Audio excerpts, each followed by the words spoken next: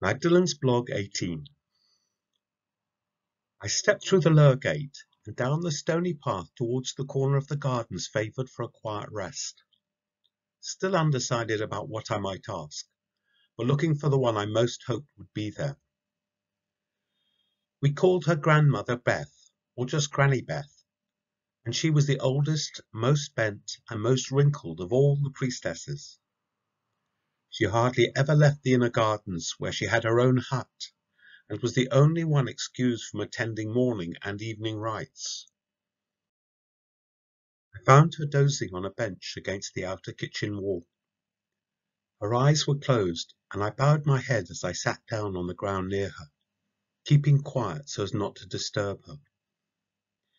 I waited, listening to the sounds of the hillside, until I realized that Granny Beth had opened her cloudy yellowish eyes and was watching me with a look of curiosity. "Are you all right, dearie?" she asked.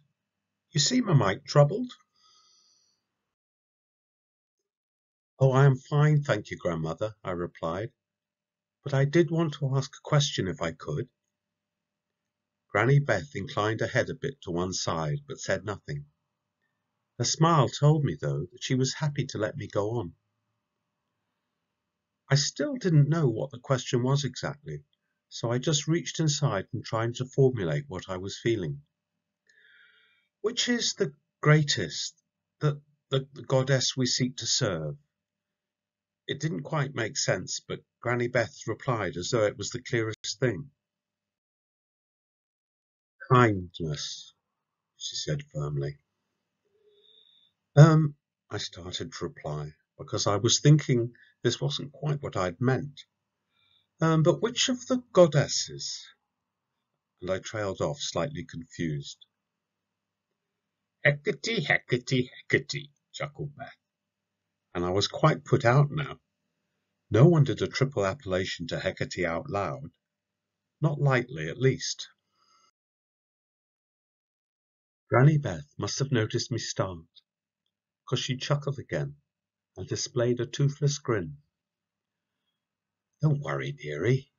I'm so close to her realm now that she doesn't mind me taking the odd liberty, see?" I nodded, out of politeness mostly, but she was rocking gently with her eyes closed. I couldn't move. She opened her eyes again and fixed me with a clear but distant look.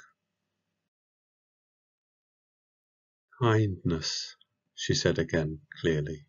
"You shall be blessed with knowing very great kindness. And in great abundance," she added, stopping and closing her eyes again.